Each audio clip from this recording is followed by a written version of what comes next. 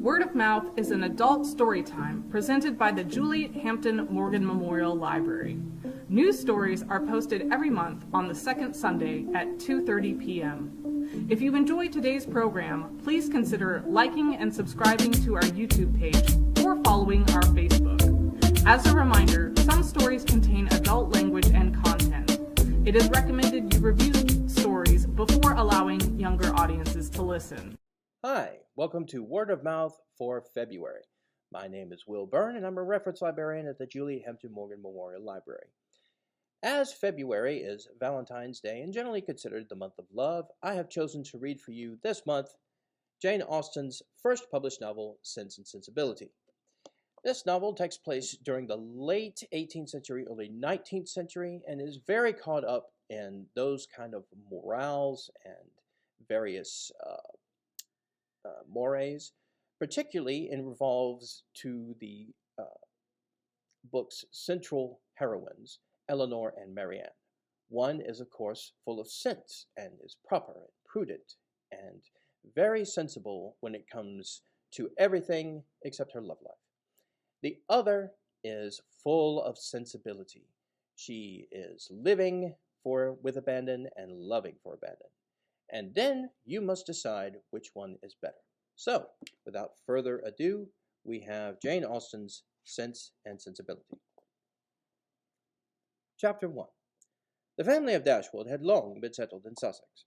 Their estate was large, and their residence was at Norland Park, in the centre of their property, where for many generations they had lived in so respectable a manner as to engage the general good opinion of their surrounding acquaintance.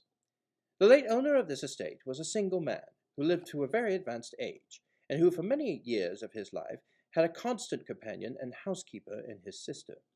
But her death, which happened 10 years before his own, produced a great alteration in his home, for to supply her loss, he invited and received into his house the family of his nephew, Mr. Henry Dashwood, the legal inheritor of the Norland estate, and to the person to whom he intended to bequeath it. In the society of his nephew and niece, and their children, the old gentleman's days were comfortably spent. His attachment to them all increased. The constant attention of Mr. and Mrs. Henry Dashwood to his interests, which proceeded not merely from interest, but also from the goodness of heart, gave him every degree of solid comfort which his age could receive, and the cheerfulness of the children added a relish to his existence. By a former marriage, Mr. Henry Dashwood had one son. By his present lady, 3 daughters. The son, a steady, respectable young man, was amply provided for by the fortune of his mother, which had been large, and half of which devolved on him on his coming of age. By his own marriage, likewise, which happened soon afterwards, he added to his wealth.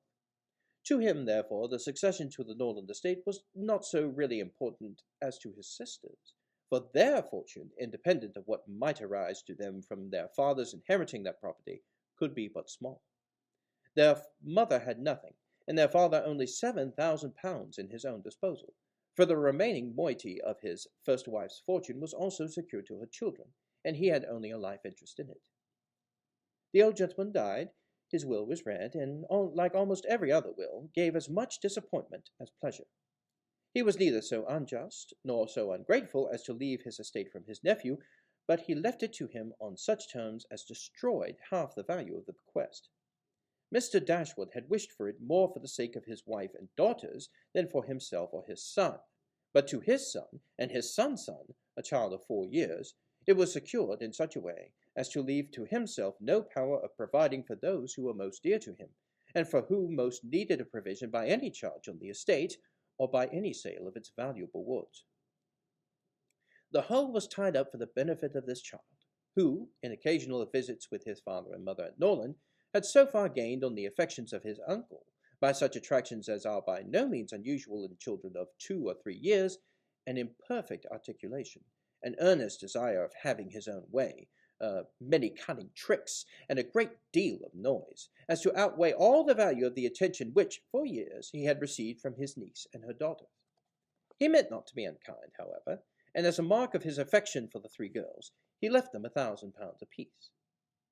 Mr. Dashwood's disappointment was, at first, severe, but his temper was cheerful and sanguine, and he might reasonably hope to live many years, and by living economically lay by a considerable sum from the produce of an estate already large and capable of almost immediate improvement. But the fortune which had been so tardy in coming was his only one twelvemonth. He survived his uncle no longer, and £10,000, including the late legacies, was all that remained for his widow and daughters. His son was sent for as soon as his danger was known, and to him Mr. Dashwood recommended, with all the strength and urgency which illness could provide, the interest of his mother-in-law and sisters. Mr. John Dashwood had not the strong feeling of the rest of the family, but he was affected by a recommendation of such a nature at such a time, and he promised to do everything in his power to make them comfortable. His father was rendered easy by such an assurance, and Mr. John Dashwood had then leisure to consider how much there might prudently be in his power to do for them. He was not an ill-disposed young man, unless to be rather cold-hearted and rather selfish is to be ill-disposed, but he was, in general, well respected, for he conducted himself with propriety in the discharge of his ordinary duties. Had he married a more amiable woman, he might have been made still more respectable than he was. He might have even been made amiable himself, for he was very young when he married, and very fond of his wife. But Mrs. John Dashwood was a strong caricature of himself, more narrow-minded and more selfish. When he gave his promise to his father, he meditated within himself to increase the fortunes of his sisters by the present of £1,000 apiece. He then really thought himself equal to it. The prospect of £4,000 a year, in addition to his present income, besides the remaining half of his own mother's fortune, warmed his heart, and made him feel capable of generosity. Yes, he would give them £3,000. It would be liberal and handsome. It would be enough to make them completely easy. £3,000! He could scarce so considerable a sum with little inconvenience. He thought of it all day long, and for many days successively, and he did not repent. No sooner was his father's funeral over than Mrs. John Dashwood, without sending any notice of her intention to her mother-in-law, arrived with her child and their attendants. No one could dispute her right to come. The house was her husband's from the moment of his father's decease, but the indelicacy of her conduct was so much the greater, and to a woman in Mrs. Dashwood's situation, with only common feelings, might have been highly unpleasing. But in her mind there was a sense of honor so keen, a generosity so romantic, that any offense of the kind, by whomsoever given or received, was to her a source of immovable disgust.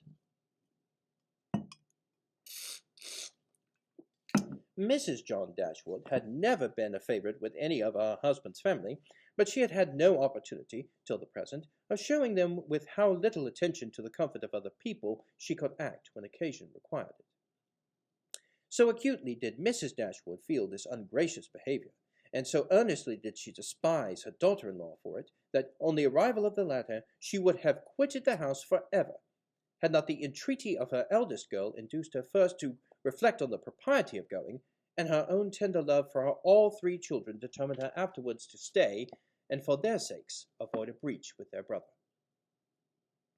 Eleanor, this eldest daughter, whose advice was so effectual, possessed a strength of understanding and coolness of judgment which qualified her, though only 19, to be the counsellor of her mother, and enabled her frequently to counteract, to the advantage of them all, that eagerness of mind in Mrs. Dashwood which must generally have led to imprudence. She had an excellent heart. Her disposition was affectionate, and her feelings were strong, but she knew how to govern them. It was a knowledge which her mother had yet to learn, and which one of her sisters had resolved never to be taught. Marianne's abilities were, in many respects, quite equal to Eleanor's. She was sensible and clever, but eager in everything. Her sorrows, her joys could have no moderation. She was generous, amiable, and interesting. She was everything but prudent. The resemblance between her and her mother was strikingly great. Eleanor saw, with concern, the excess of her sister's sensibility, but by Mrs. Dashwood it was valued and cherished. They encouraged each other now in the violence of their affliction. The agony of grief which overpowered them at first was voluntarily renewed, was sought after, was created again and again. They gave themselves up wholly to their sorrow, seeking increase of wretchedness in every reflection that could afford it, and resolved against ever admitting consolation in the future.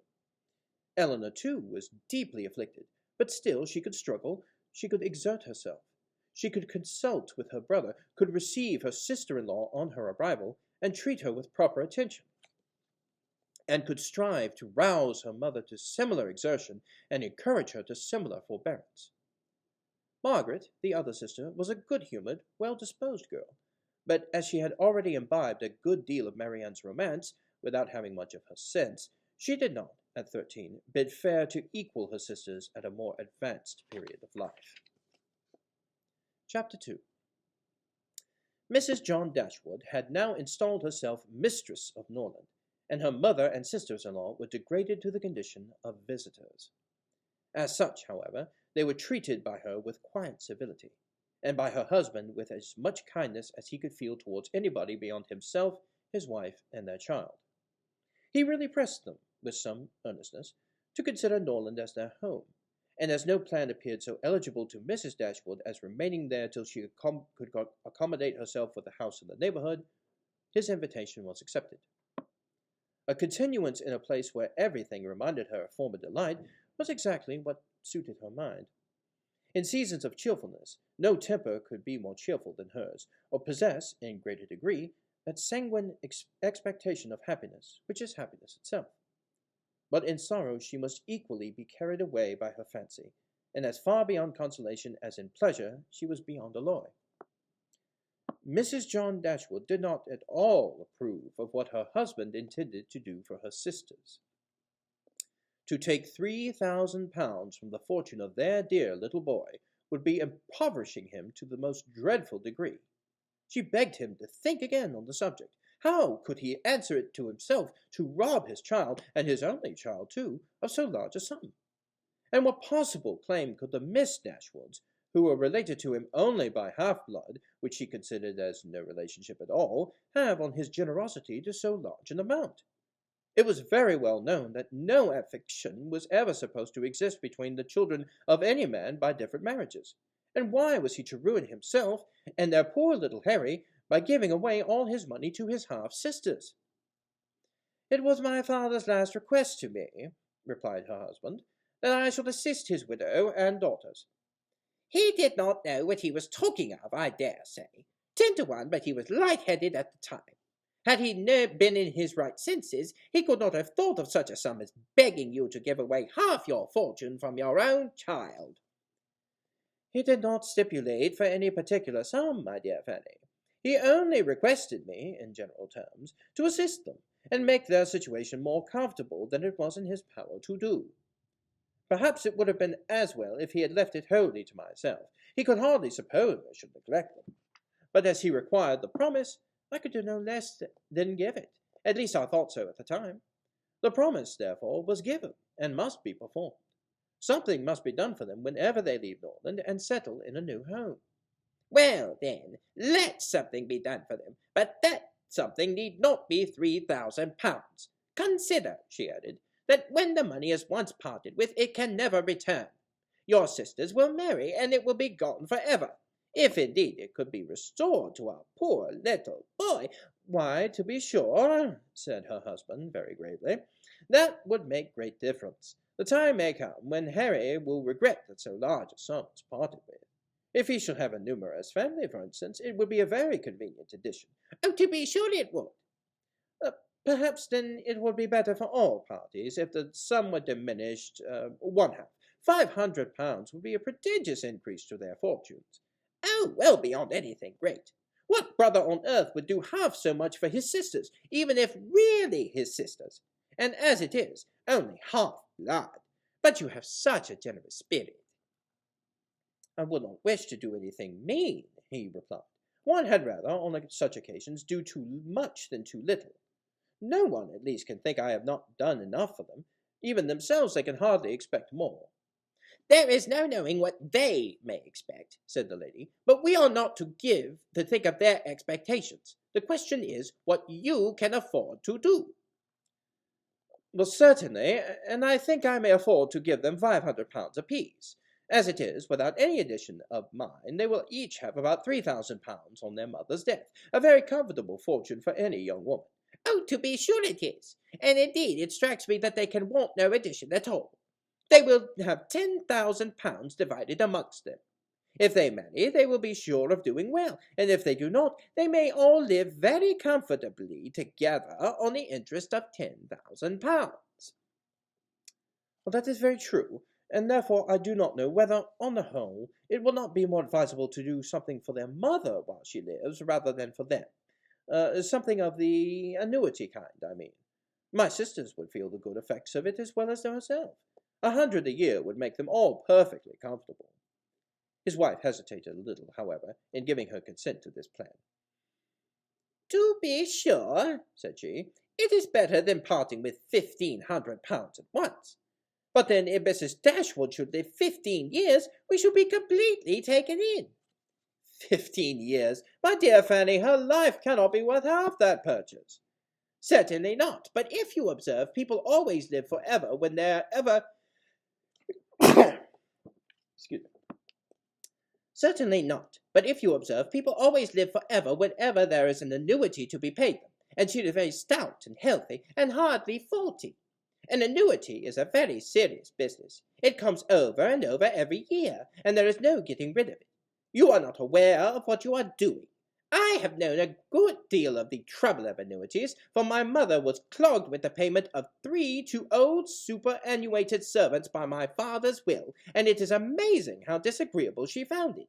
Twice every year these annuities were to be paid, and then there was the trouble of getting it to them, and then one of them was said to have died, and then afterwards it turned out to be no such thing.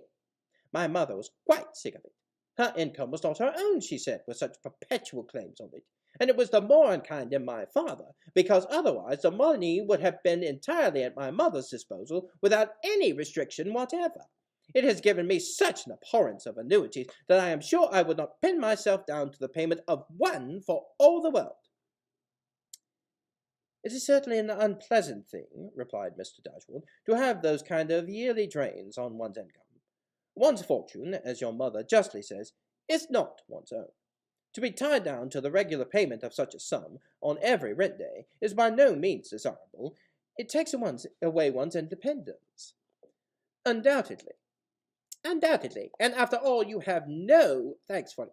They think themselves secure. You can do no more than what is expected, and it raises no gratitude at all. If I were you, whatever I did should be done at my own discretion entirely. I would not bind myself to allow them anything yearly. It may be inconvenient some years to spare 100 or even £50 from our own expenses. I believe you are right, my love. It will be better that there should be no annuity in the case. Whatever I give them occasionally will be a far greater assistance than a yearly allowance, because they would only enlarge their style of living if they felt sure of a larger income, and would not be sixpence the richer for it at the end of the year. It would certainly be much the easy, best way. A present of £50 now and then will prevent their ever being distressed for money, and will, I think, be amply discharging my promise to my father. Oh, to be sure it will. Indeed, to say the truth, I am convinced myself that your father had no idea of your giving them any money at all. The assistance he thought of, I dare say, was only such as might reasonably be expected of you. For instance, as looking out for a comfortable small house for them, helping them to move their things, and sending them presents of fish and game and so forth, whenever they are in season. I'll lay my life that he meant nothing farther. Indeed, it would be very strange and unreasonable if he did. Do but consider, my dear Mr. Dashwood, how excessively comfortable your mother-in-law and her daughters may live on the interest of £7,000, besides the £1,000 belonging to each of the girls, which brings them in £50 a year apiece. And of course they will pay their mother for their board out of it. Altogether they will have £500 a year amongst them. And what on earth can 4 women want for more than that? They will live so cheap. Their housekeeping will be nothing at all. They will have no servant, no carriage, no horses, and hardly any servants. They will keep no company, and have no expenses of any kind. Only conceive how comfortable they will be. £500 a year. I'm sure I cannot imagine how they will spend half of it. And as to your giving them more, it is quite absurd to think of it. They will be much more able to give you something. Upon my word, said Mr. Dashwood, I believe you're perfectly right. My father certainly could mean nothing more by his request to me than what you say. I clearly understand it now, and I will strictly fulfill my engagement by such acts of assistance and kindness to them as you have described. When my mother removes into another house, my services shall be readily given to accommodate her as far as I can. Some little present of furniture, too, may be acceptable then. Certainly, replied Mrs. John Dashwood. But, however, one thing must be considered. When your father and mother moved to Norland, though the furniture of Stanhill was sold, all the china, plate, and linen was saved, and is now left to your mother. Her house will therefore be almost completely taken up as soon as she takes it. That is a material consideration, undoubtedly. A valuable legacy indeed. And yet some of the plate would have been a very pleasant addition to our stock here. Yes, and the set of breakfast china is twice as handsome as what belongs in this house. A great deal too handsome, in my opinion, for any place they can ever afford to live in. But, however, so it is. Your father thought only of them, and I must say that you owe no particular gratitude to him, nor attention to his wishes, for we very well know that if he could, he would have left almost everything in the world to them. This argument was irresistible. It gave to his attentions whatever of decision was wanting before, and he finally resolved that it would be absolutely unnecessary, if not highly indecorous, to do more for the widow and children of his father than such kind of neighborly acts as his own wife pointed out. A moment.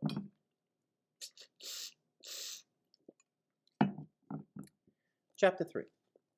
Mrs. Dashwood remained at Norland several months, not from any disinclination to move, when the sight of every well-known spot ceased to raise the violent emotion which it produced for a while, for when her spirits began to revive, and her mind became capable of some other exertion than that of heightening its affliction by melancholy remembrances, she was impatient to be gone, and indefatigable in her inquiries for a suitable dwelling in the neighbourhood of Norland, for to remove far from that beloved spot was impossible. But she could hear of no situation that at once answered her notions of comfort and ease, and suited the prudence of her eldest daughter, whose steadier judgment rejected several houses as too large for their income, which her mother would have approved. Mrs. Dashwood had been informed by her husband of the solemn promise on the part of his son in their favour, which gave comfort to his last earthly reflections. She doubted the sincerity of this assurance no more than he had doubted it himself, and she thought of it for her daughter's sake with satisfaction, though as for Smaller herself, she was persuaded that a much smaller provision than £7,000 would support her in affluence. For their brother's sake, too, for the sake of his own heart, she rejoiced, and she reproached herself for being unjust to his merit before, in believing him incapable of generosity. His attentive behaviour to herself and his sisters convinced her that their welfare was dear to him, and for a long time she firmly relied on the liberality of his intentions. The contempt which she had, very early in their acquaintance, felt for their daughter-in-law was very much increased by the farther knowledge of her character, which half a year's residence in her family afforded, and perhaps in spite of every consideration of politeness or maternal affection on the side of the former, the two ladies might have found it impossible to have lived together so long, had not a particular circumstance occurred to give still greater eligibility, according to the opinions of Mrs. Dashwood, to her daughter's continuance at Norland. This circumstance was a growing attachment between her eldest daughter and the brother of Mrs. John Dashwood, a gentlemanlike and pleasing young man, who was introduced to their acquaintance soon after his sister's establishment at Norland, and who had since spent the greatest part of his time there. Some mothers might have encouraged the intimacy from motives of interest, for Edward Ferrars was the eldest son of a man who had died very rich, and some might have repressed it from motives of prudence, for, except a trifling sum, the whole of his fortune depended on the will of his mother. But Mrs. Dashwood was alike uninfluenced to either consideration. It was enough for her that he appeared to be very amiable, that he loved her daughter, and that Elinor returned the partiality. It was contrary to every doctrine of hers that difference of fortune should keep any couple asunder who were attracted by resemblance of disposition, and that Elinor's merit should not be acknowledged by everyone who knew her was to her incomprehension. Edward Ferrars was not recommended to their good opinion by any particular graces of person or address. He was not handsome, and his manners required intimacy to make them pleasing. He was too diffident to do justice to himself. But when his natural shyness was overcome, his behavior gave every indication of an open, affectionate heart. His understanding was good, and his education had given it solid improvement. But he was neither fitted by abilities nor disposition to answer the wishes of his mother and sister, who longed to see him distinguished, as they hardly knew what. They wanted him to make a fine figure in the world in some manner or another. His mother wished to interest him in political concerns, to get him into Parliament, or to see him connected with some of the great men of the day. Mrs. John Dashwood wished it likewise, but in the meanwhile, till one of these superior blessings could be attained, it would have quieted her ambition to see him driving a barouche. But Edward had no turn for great men or barouches. All his wishes centered in domestic comfort and the quiet of private life. Fortunately, he had a younger brother who was more promising. Edward had been staying several weeks in the house before he engaged much of Mrs. Dashwood's affections, for she was, at that time, in such affliction as rendered her careless of surrounding objects. She saw only that he was quiet and unobtrusive, and she liked him for it. She did not disturb the wretchedness of her mind by ill-timed conversation. She was first called to observe and prove him father by a reflection which Elinor chanced one day to make on the difference between him and his sister. It was a contrast which recommended him most forcibly to her mother. "It is fair enough," said she, "to say that he is unlike Fanny is enough. It implies everything amiable. I love him already." "I think you will like him," said Elinor, "when you know more of him."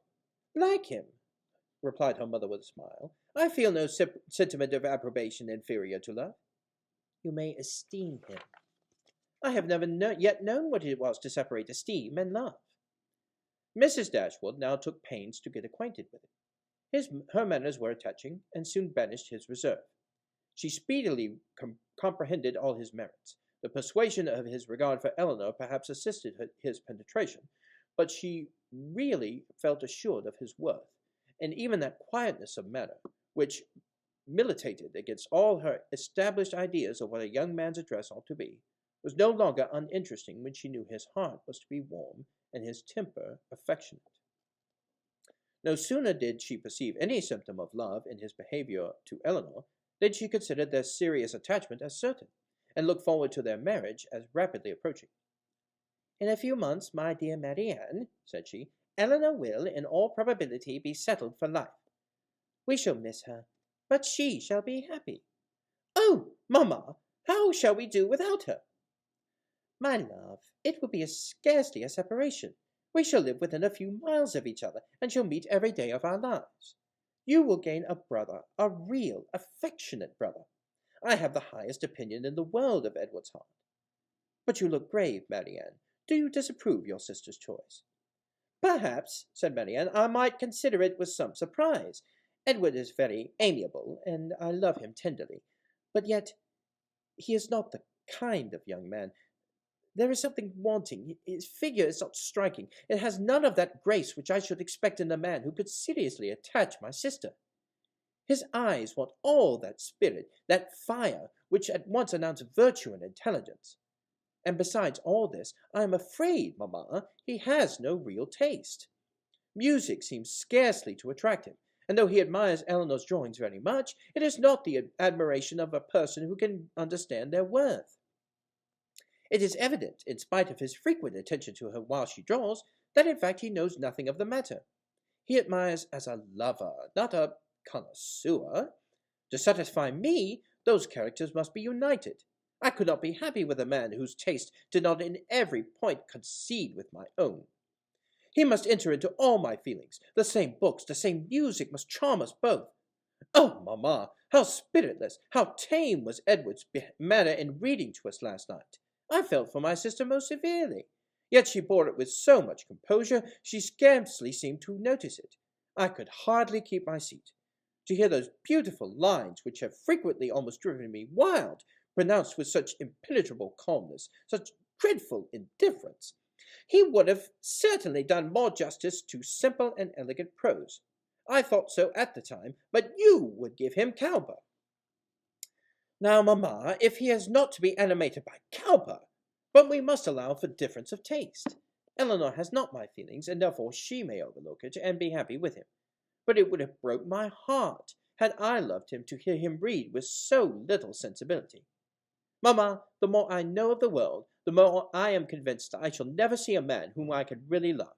I require so much. He must have all Edward's virtues, and his person and manners must orient his goodness with every possible charm. Remember, my love, that you are not 17.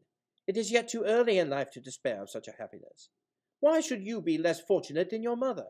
In one circumstance only, my Marianne, may your destiny be different from hers. A moment.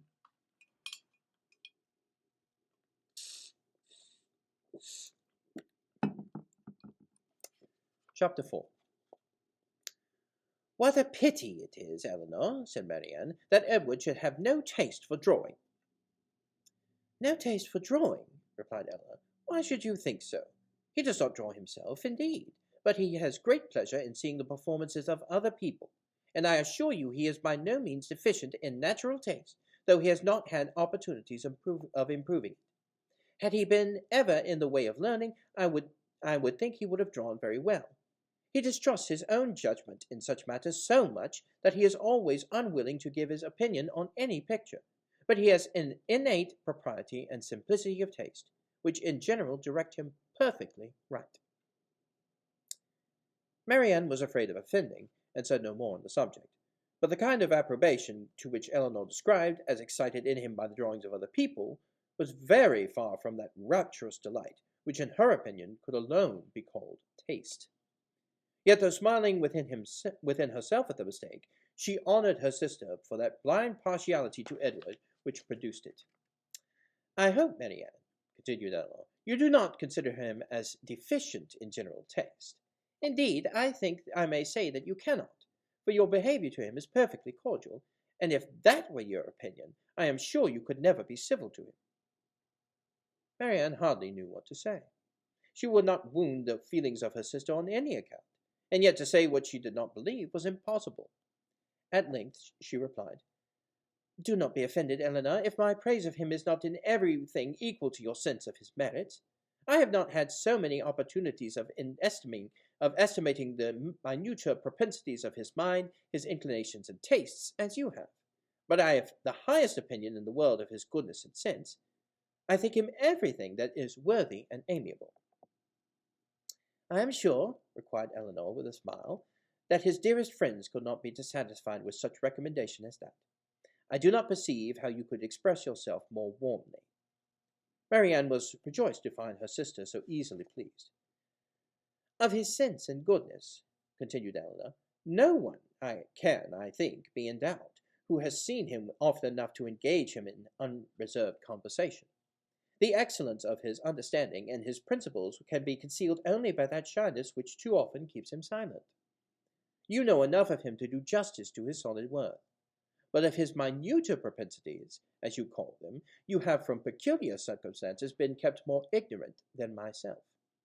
He and I have been at times thrown together a great deal, whilst you have been wholly engrossed on the most affectionate principle by my mother. I have seen a great deal of him, have studied his sentiments, and heard his opinion on subjects of literature and taste, and upon the whole, I venture to pronounce that his mind is well informed, enjoyment of books exceedingly great, his imagination lively, his observation just and correct, and his taste delicate and pure. His abilities in every respect improve as much upon acquaintance as his manners and person. At first sight his address is certainly not striking, and his person can hardly be called handsome, till the expression of his eyes, which are uncommonly good, and the general sweetness of his countenance is perceived. At present I know him so well that I think him really handsome, or at least almost so. What say you, Marianne? I shall very soon think him, Eleanor, handsome, if I do not now. When you tell me to love him as a brother, I shall no more see imperfection in his face than I do now in his heart.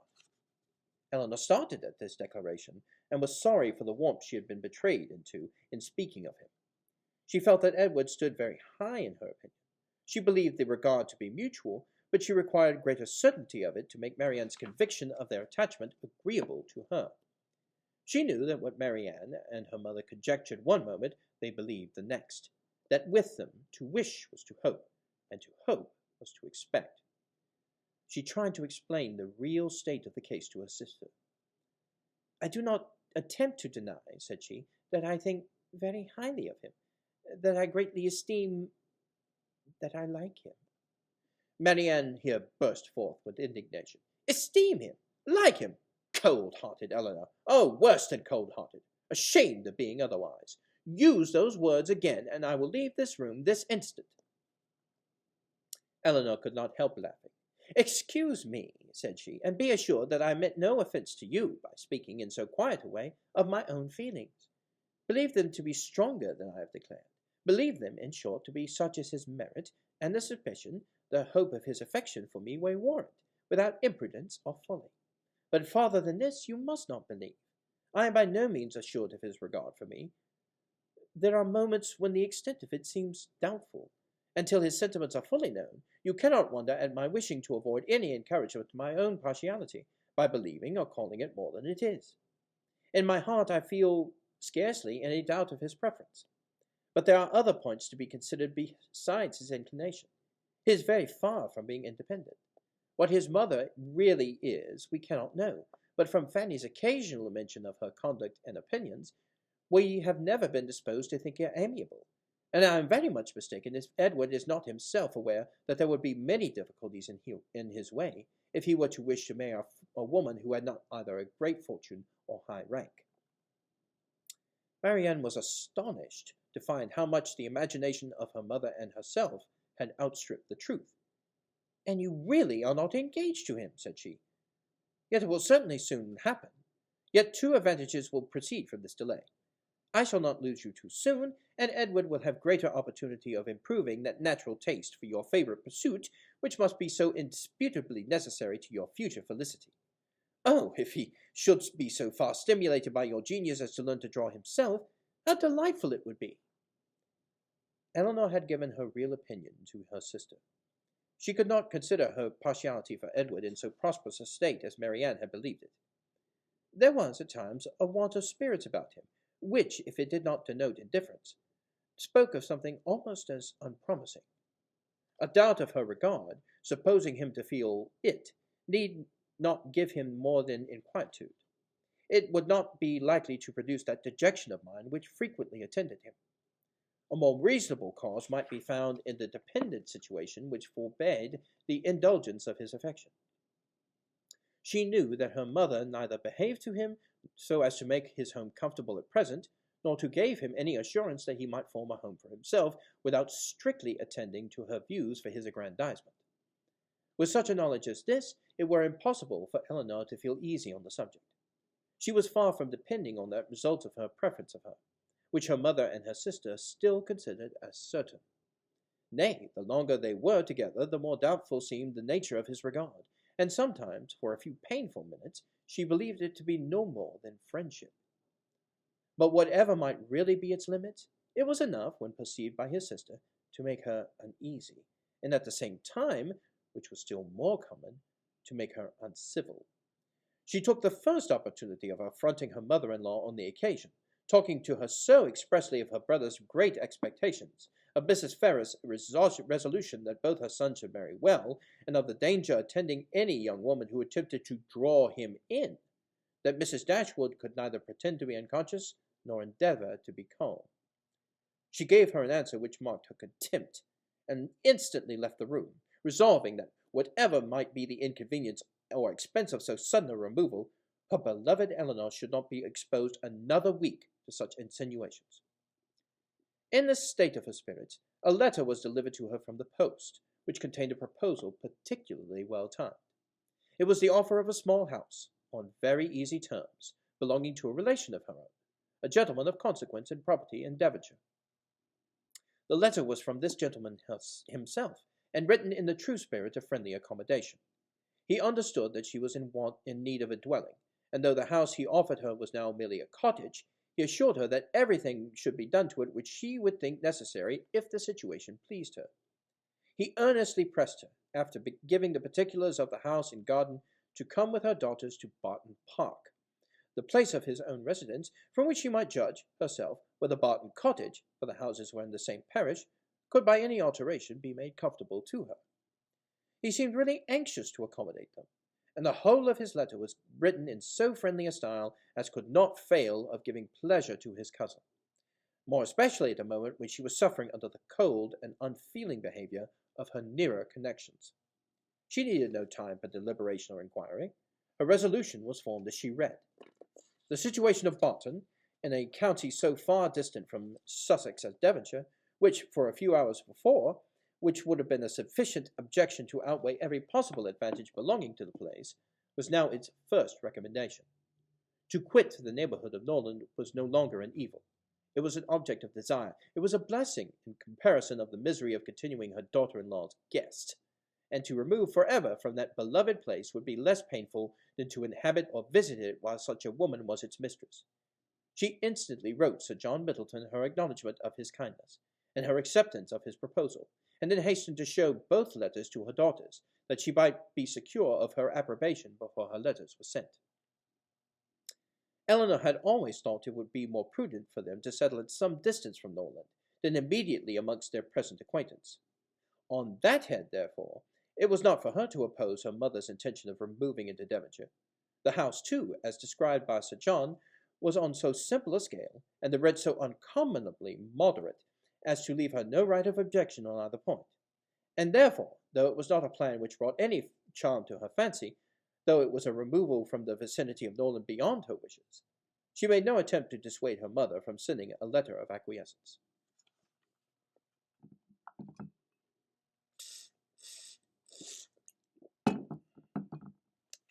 Chapter 5. No sooner was her answer dispatched than Mrs. Dashwood indulged herself in the pleasure of announcing to her son-in-law and his wife that she was provided with a house, and should accommodate them no longer than till everything was ready for her inhabiting it. They heard her with surprise. Mrs. John Dashwood said nothing, but her husband civilly hoped that she would not be settled far from Norland. She had great satisfaction in replying that she was going into Devonshire. Edward turned hastily towards her on hearing this, and in a voice of surprise and concern, which required no explanation to her, repeated, "Devonshire? Are you indeed going there? So far from hence? And to what part of it?" She explained the situation. It was within 4 miles northward of Exeter.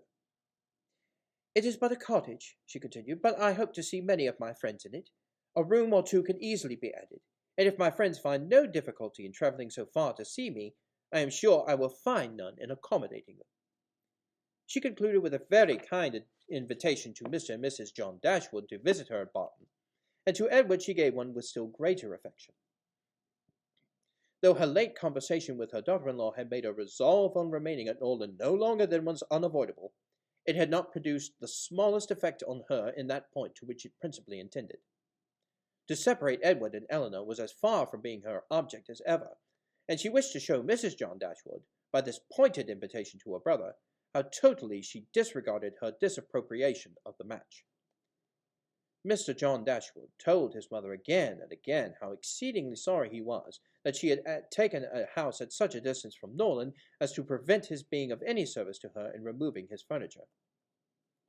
He really felt conscientiously vexed on the occasion, for the very exertion to which he had limited the performance of his promise to his father was by this arrangement rendered impracticable. The furniture was all set around by water. It chiefly consisted of household linen, plate, china, and books, with a handsome pianoforte of Marianne's. Mrs. John Dashwood saw the packages depart with a sigh. She could not help feeling it hard that, as Mrs. Dashwood's income would be so trifling in comparison with her own, she should have any handsome article of furniture. Mrs. Dashwood took the house for a 12-month. It was ready furnished, and she might have immediate possession. No difficulty arose on either side of the agreement, and she waited only for the disposal of her effects at Norland, and to determine her future household before she set off for the west. And this, as she was exceedingly rapid in the performance of everything that interested her, was soon done. The houses which were left her by her husband had been sold soon after his death, and an opportunity now offering of disposing of her carriage, she agreed to sell that likewise, at the earnest advice of her eldest daughter.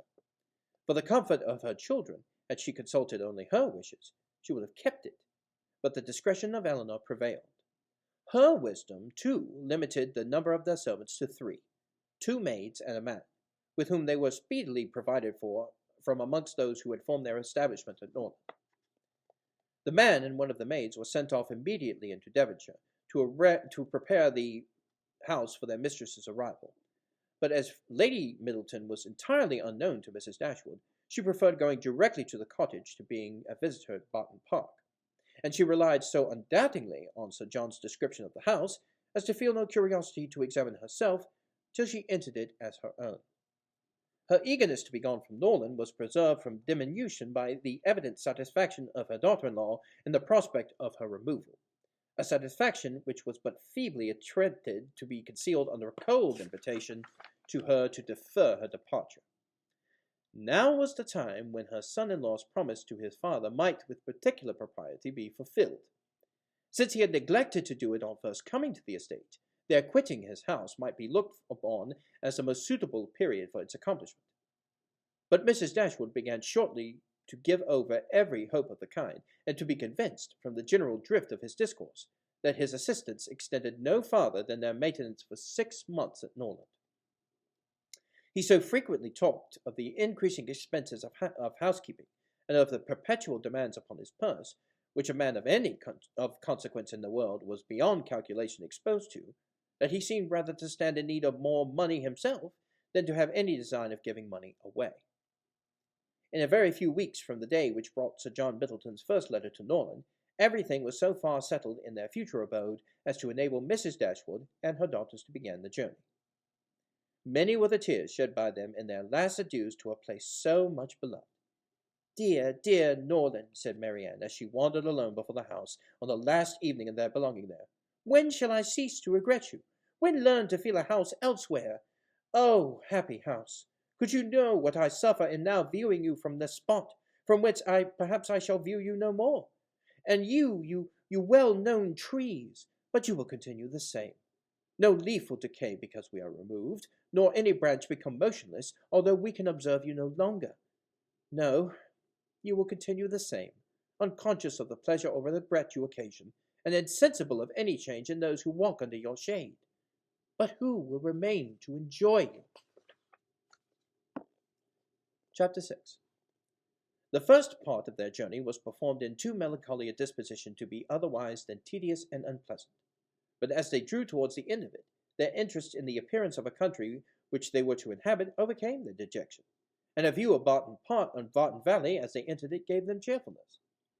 It was a pleasant, fertile spot, well wooded, and rich in pasture. After winding along it for more than a mile, they reached their own house. A small green court was the whole of its domain in front, and a neat wicket gate admitted them into it. As a house, Barton Cottage, though small, was comfortable and compact, but as a cottage it was defective, for the building was regular, the roof was tiled, the window shutters were not painted green, nor were the walls covered with honeysuckles. A narrow passage led directly through the house into the garden behind. On each side of the entrance was a sitting room, about 16 feet square, and beyond them were the offices and the stairs. 4 bedrooms and 2 garrets formed the rest of the house. It had not been built many years, and was in good repair. In comparison of Norland, it was poor and small indeed, but the tears which recollection called forth as they entered the house were soon dried away. They were cheered by the joy of the servants upon their arrival, and each, for the sake of the others, resolved to appear happy. It was very early in September. The season was fine, and from first seeing the place under the advantage of good weather, they received an impression in its favor which was of material service in recommending it to their last approbation. The situation of the house was good. High hills rose immediately behind, and at no great distance on either side, some of which were open downs, the others cultivated and woody. The village of Barton was chiefly on one of these hills, and formed a pleasant view from the cottage windows. The prospect in front was more extensive. It commanded the whole of the valley, and reached into the country beyond. The hills which surrounded the cottage terminated the valley in that direction. Under another name and another course, it branched out again before 2 of the steepest of them. With the size and furniture of the house, Mrs. Dashwood was upon the whole well satisfied. for though her former style of life rendered many additions to the latter indispensable, yet to add and improve was to a delight to her, and she had yet at this time ready money enough to supply all that was wanted of greater elegance to the apartments. "As to the house itself, to be sure," said she, "it is too small for our family, but we will make ourselves tolerably comfortable for the present, as it is too late in the year for improvements. Perhaps in the spring, if I have plenty of money, as I dare say I shall, we may think about building. These parlours are both too small for such parties of our friends as I hope to see often collected here, and I have some thoughts of throwing their passage into one of them, with perhaps a part of the other, and so leave the remainder of that other for an entrance. This, with a new drawing-room, which may be easily added, and a bedchamber and garret above, will make it a very snug little cottage. I could wish the stairs were handsome, but one must not expect everything, though I suppose it would be no difficult matter to whiten them. I shall see how much I am beforehand with the world in the spring, and we will then plan our improvements accordingly." In the meantime, till all these alterations could be made from the savings of an income of 500 a year by a woman who never saved in her life, they were wise enough to be contented with the house as it was, and each of them was busy in arranging their particular concerns, and endeavoring, by placing around them books and other possessions, to form themselves a home. Marianne's pianoforte was unpacked and properly disposed of, and Eleanor's drawings were affixed to the walls of their sitting-room. In such employments as these they were interrupted soon after breakfast the next day by the entrance of their landlord, who called to welcome them to Barton, and to offer them every accommodation from his own house and garden in which theirs might be at present deficient. Sir John Middleton was a good-looking man, about 40. He had formerly visited at Stanhill, but it was too long for his young cousins to remember him. His countenance was thoroughly good-humoured, and his manners were as friendly as the style of his letter. Their arrival seemed to afford him real satisfaction, and their comfort to be an object of real solicitude to him. He said much of his earnest desire of their living in the most sociable terms with his family, and pressed upon them so occasionally to dine at Barton Park every day till they were better settled at home, that though their entreaties were better carried to a port of perseverance beyond civility, they could not give offence. His kindness was not confined to words, for within an hour after he left them, a large basket full of garden stuff and fruit arrived from the park, which was followed before the end of the day by a present of game. He insisted, moreover, on conveying all their letters to and from the post for them, and would not be denied the satisfaction of sending them his newspaper every day. Lady Middleton had sent a very civil message by him, denoting her intention of waiting on Mrs. Dashwood as soon as she could be assured that her visit would be no inconvenience, and as this message was answered by such an invitation equally polite, her ladyship was introduced to them the next day. They were, of course, very anxious to see a person on whom so much of their comfort at Barton must depend, and the elegance of her appearance was favourable to their wishes. Lady Middleton was not more than 6 or 7 and 20. Her face was handsome, her figure tall and striking, and her address graceful. Her manners had all the elegance which her husband's wanted, but they would have been improved by some of his frankness and warmth, and her visit was long enough to detract something from their first admiration, by showing that, though perfectly well bred, she was reserved, cold, and had nothing to say for herself beyond the most commonplace late inquiry or remark. Conversation, however, was not wanted, for Sir John was very chatty, and Lady Middleton had taken the wise precaution of bringing with her their eldest child, a fine little boy about 6 years old, by which means there was one subject always to be recurred to by the ladies in case of extremity, for they had to inquire his name and age, admire his beauty, and ask him questions which his mother answered for him, while he hung about her and held down his head, to the great surprise of her ladyship, who wondered at his being so shy from company, as he made so much noise enough at home. On every former visit a child ought to be part of the party, by way of provision for discourse. In the present case it took up to 10 minutes to determine whether the boy was most like his father or mother, and in what particular manner he resembled either, for of course everybody differed, and everybody was astonished at the opinion of the others. An opportunity was soon given to the Dashwoods of debating on the rest of the children, as Sir John would not leave the house without securing their promise of dining at the park the next day. Chapter 7. Barton Park was about half a mile from the cottage. The ladies had passed near it in their way along the valley, but it was screened from their view at home by the projection of a hill. The house was large and handsome, and the Middletons lived in a style of equal hospitality and elegance. The former was for Sir John's gratification, the latter for that of his lady. They were scarcely ever without some friend staying with them in the house, and they kept more company of any kind than any other family in the neighborhood. It was necessary to the happiness of both, for however dissimilar in temper and outward behavior, they strongly resembled each other in that total want of talent and taste that confined their employments, unconnected with such as society produced, within a very narrow compass. Sir John was a sportsman, Lady Middleton a mother. He hunted and shot, and she humoured her children, and these were their only resources. Lady Middleton had the advantage of being able to spoil her children all the year round, while Sir John's independent employments were in existence only half the time. Continual engagements at home and abroad, however, supplied all the deficiencies of nature and education, supported the good spirits of Sir John, and gave exercise to the good breeding of his wife. Lady Middleton piqued herself upon the elegance of her table, and of all her domestic arrangements, and from this kind of vanity was her greatest enjoyment in any of their parties. But Sir John's satisfaction in society was much more real. He delighted in collecting about him more young people than his house would hold, and the noisier they were, the better was he pleased. He was a blessing to all the juvenile part of the neighborhood, for in summer he was ever forming parties to eat cold ham and chicken out of doors, and in winter his private balls were numerous enough for any young lady who was not suffering under the unsatiable appetite of 15.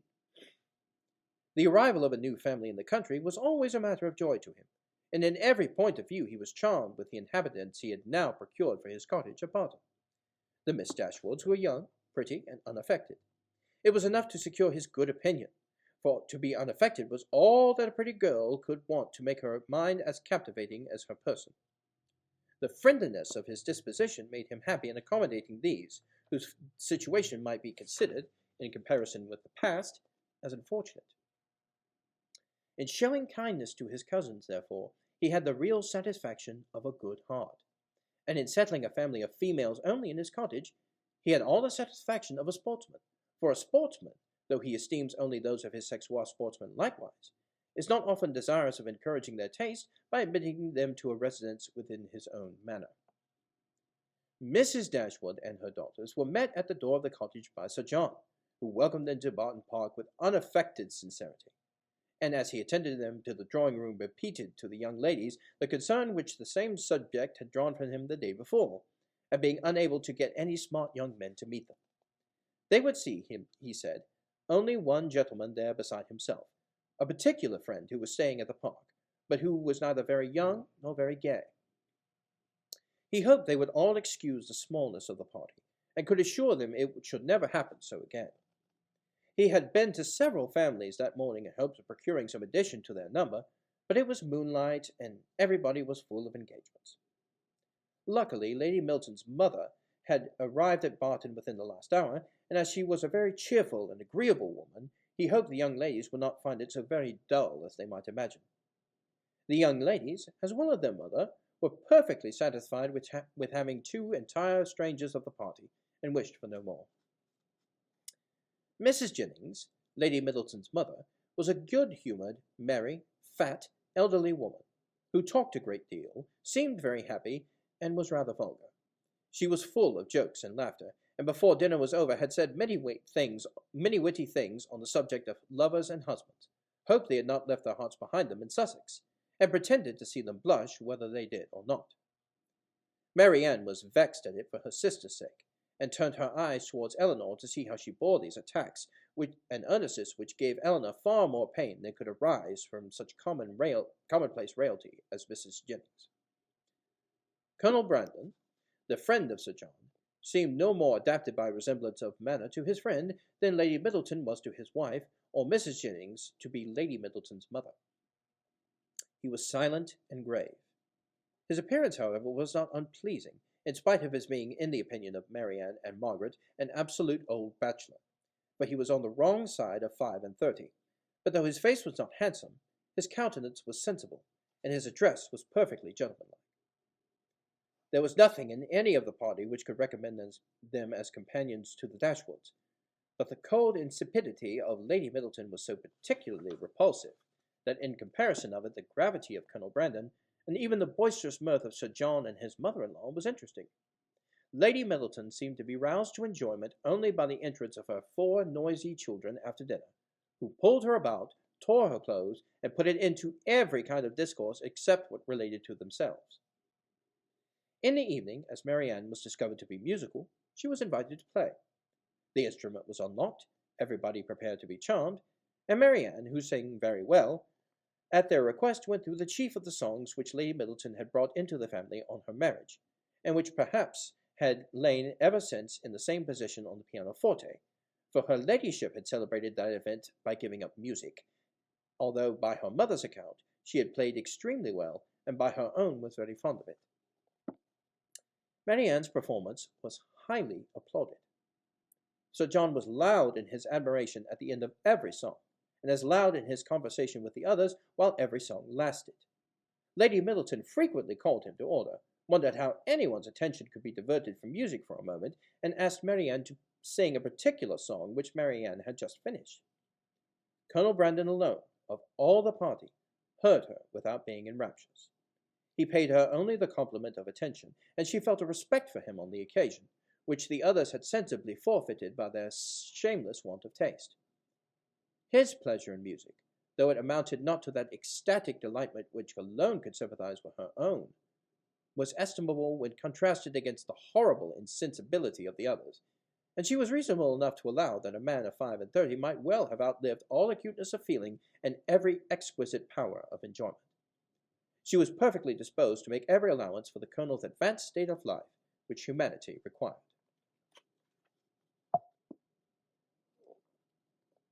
Chapter 8. Mrs. Jennings was a widow with ample jointure.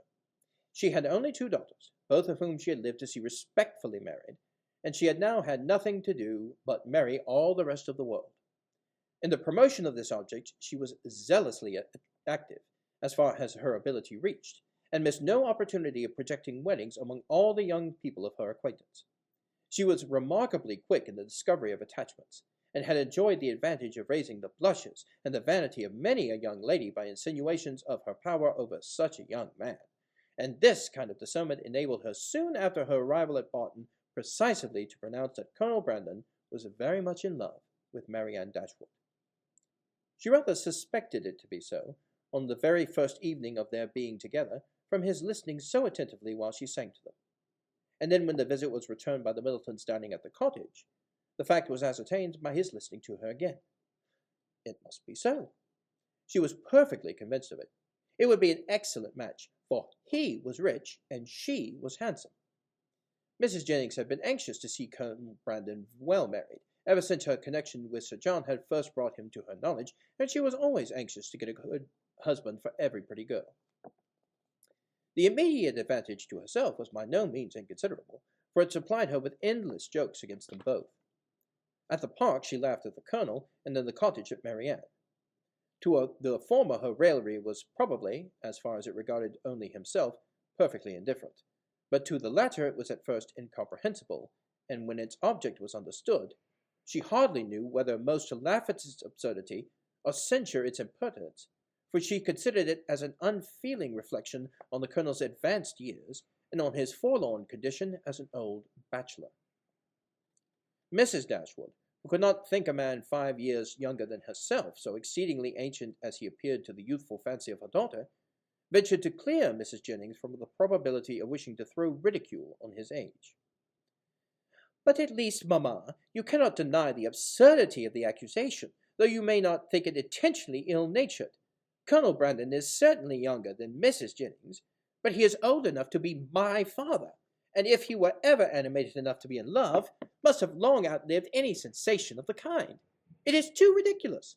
When is a man to be safe from such wit, if age and infirmity will not protect him?" "Infirmity?" said Eleanor. "Do you call Colonel Brandon infirm? I can easily suppose that his age may appear much greater to you than to my mother, but you can hardly deceive yourself as to his having the use of his limbs." Did you not hear him complain of the rheumatism? And is not that the commonest infirmity of declining age? My dear child, said her mother, laughing, at this rate you must be in continual terror of my decay, and it must seem to you a miracle that my age has been extended to the advanced age of 40. Mamma, you are not doing me justice. I know very well that Colonel Brandon is not old enough to make his friends yet apprehensive of losing him in the course of nature. He may live 20 years longer, but 35 has nothing to do with matrimony. Perhaps, said Eleanor, 35 and 17 had not have anything to do with matrimony together. But if there should be, by any chance, happen to be a woman who is single at 7 and 20, I should not think Colonel Brandon's being 35 any objection to his marrying her. A woman of 7 and 20, said Marianne, after pausing a moment, can never hope to feel or inspire affection again. And if her home be uncomfortable, or her fortune small, I can suppose that she might bring herself to submit to the offices of a nurse for the sake of provision and security of a wife. In his marrying such a woman, therefore, would be nothing unsuitable. It would be a compact of convenience, and the world would be satisfied. In my eyes, it would be no marriage at all, but that would be nothing. To me, it would seem only a commercial exchange, in which each wished to be benefited at the expense of the other. It will be impossible, I know, replied Eleanor, to convince you that a woman of 7 and 20 could feel for a man of 35 anything near enough to being love, to make him a desirable companion to her. But I must object to your dooming Colonel Brandon and his wife to the constant confinement of a sick chamber, merely because he chanced to complain yesterday, a very cold, damp day, of a slight rheumatic feel in one of his shoulders. But he talked of flannel waistcoats, said Marianne, and with me a flannel waistcoat is invariably connected with aches, cramps, rheumatisms, and every species of ailment that can afflict the old and feeble. Had he been only in a violent fever, you would not have despised him half so much. Confess, Marianne, is there not something interesting you in the flushed cheek, hollow eye, and quick pulse of a fever? Soon after this, upon Eleanor's leaving the room, Mamma, said Marianne, I have an alarm on the subject of illness which I cannot conceal for you. I am sure Edward Ferrars is not well. We have now been here almost a fortnight, and yet he does not come. Nothing but real indisposition could occasion this extraordinary delay. What else can detain him in Norland? Had you any idea of his coming so soon? Said Mrs. Dashwood. I had none.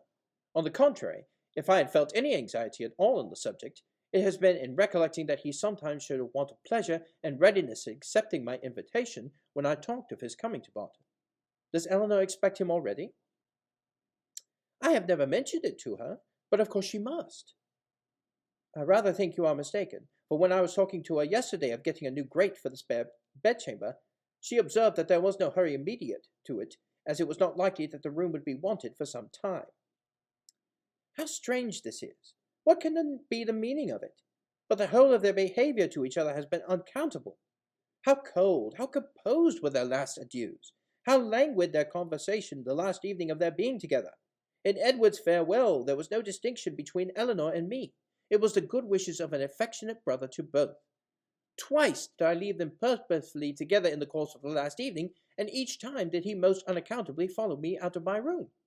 And Eleanor, in quitting Norland and Edward, cried not as I did.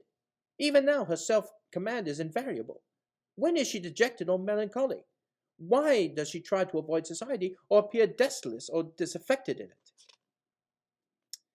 And ladies and gentlemen, that will conclude our reading of Sense and Sensibility today.